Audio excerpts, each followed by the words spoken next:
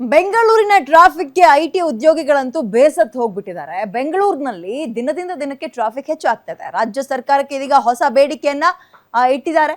ORR association ಅವರು ಇದೀಗ outer ring road association ORRA ಏನಿತ್ತು, outer ring road association IT ಉದ್ಯೋಗಿಗಳಿಗೆ ಗುಡ್ ನ್ಯೂಸ್ ಕೊಡುತ್ತಾ ಅನ್ನೋ ಪ್ರಶ್ನೆ ಇದೆ.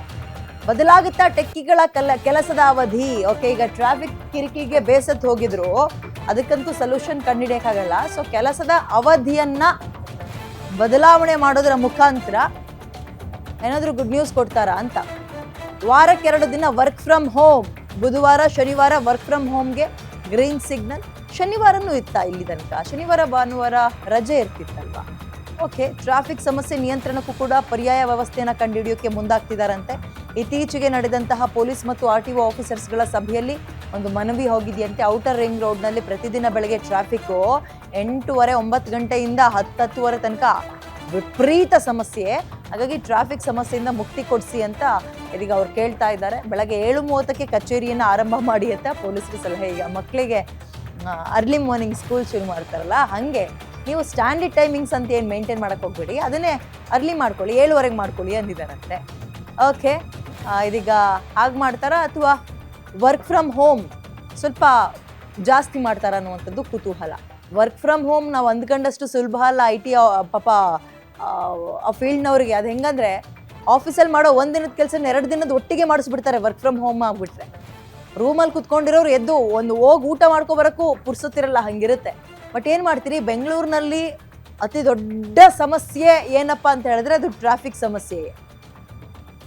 ಅದರಿಂದ ಸೊಲ್ಯೂಷನ್ಸ್ ಬೇಕು ಅನ್ನೋದಕ್ಕೆ ಹಲವಾರು ಮಾರ್ಗಗಳನ್ನು ಪ್ರಯತ್ನ ಪಡ್ತಿದ್ದಾರೆ. ಫ್ಲೈಓವರ್ಗಳಂತೆ, ಆಮೇಲೆ ಮೆಟ್ರೋ ಗಿಟ್ರೋ ಯಾವುದು ಕೂಡ ಸಾಕಾಗ್ತಾ ಇಲ್ಲ. ಇದೊಂದು ರೀತಿ ಬೆಂಗಳೂರಿಗೆ ಹೆಂಗಾಗ್ತದೆ ಅಂದರೆ, ರಾಕ್ಷಸನಿಗೆ ನೀರು ಕುಡಿಸ್ದಂಗೆ ಆಗ್ತದೆ. ಏನೇ ಸೊಲ್ಯೂಷನ್ ಹುಡುಕಿದ್ರು ಕಂಡು ಹಿಡಿದ್ರು ಕೂಡ ಟ್ರಾಫಿಕ್ ಕಿರಿಕಿರಿಯಿಂದ ತಪ್ಪಿಸ್ಕೊಳ್ಳೋಕೆ ಆಗ್ತಾನೇ ಇಲ್ಲ.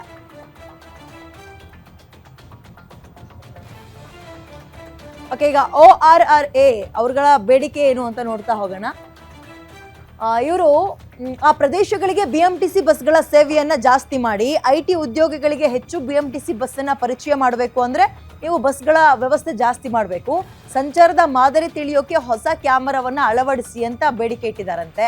ಅಂಡ್ ಕಾರ್ ಪೋಲಿಂಗ್ಗೆ ಅವಕಾಶವನ್ನ ಕೊಡಿ. ಓಕೆ, ಈ ರೀತಿಯ ಕೆಲವೊಂದು ಬೇಡಿಕೆಗಳನ್ನ ಮುಂದಿಡ್ತಿದ್ದಾರೆ. ಟೆಕ್ ಪಾರ್ಕ್ ಒಳಗೆ BMTC ಶಟಲ್ ಬಸ್ ಸೇವೆಗೆ ಆದ್ಯತೆಯನ್ನ ಕೊಡಿ ಅಂತ. ಹೆಚ್ಚಿನ ಟ್ರಾಫಿಕ್ ಮಾರ್ಷಲ್ಗಳನ್ನ ನಿಯೋಜನೆ ಮಾಡಿ, ಹಾಗೆ ಟ್ರಾಫಿಕ್ ಕಿರಿಕಿರಿ ಕಡಿಮೆ ಆಗುತ್ತೆ. ಪಾರ್ಕಿಂಗ್ ನಿಷೇಧ ನಿಯಮ ಕಟ್ಟುನಿಟ್ಟಾಗಿ ಪಾಲಿಸಿ. ವಿಚಾರ ಏನು ಅಂತ ಹೇಳಿದ್ರೆ, IT ಕಂಪನಿಗೆ ಹೋಗುವಂಥವ್ರು ಬಸ್ಸನ್ನು ಅವಲಂಬನೆ ಮಾಡೋದು ವಿಪರೀತ ಕಡಿಮೆ. ಅವರು 2 ವೀಲರಲ್ಲಿ ಇಲ್ಲ 4 ವೀಲರ್ ಓನ್ ವೆಹಿಕಲ್ಗಳಲ್ಲೇ ಹೋಗ್ತಾರೆ. ಇದರಿಂದ ವಿಪರೀತ ಟ್ರಾಫಿಕ್ ಸಮಸ್ಯೆ ಆಗ್ತಾ ಇದೆ. ಹಾಗಾಗಿ BMTC ಅವರು ಬಸ್ ವ್ಯವಸ್ಥೆಯನ್ನು ಸ್ವಲ್ಪ ಜಾಸ್ತಿ ಮಾಡಿದಷ್ಟು ವ್ಯವಸ್ಥೆಗಳು ಚೆನ್ನಾಗ್ತಿದ್ದಂಗೆ ಬದಲಾಗ್ತಾರೆ, ಬಸ್ ಒಳಗೆ ಬರ್ತಾರೆ, ಅವ್ರ ವೆಹಿಕಲ್ಗಳನ್ನ ಮನೇಲೆ ಪಾರ್ಕ್ ಮಾಡಿ ಅಂತ.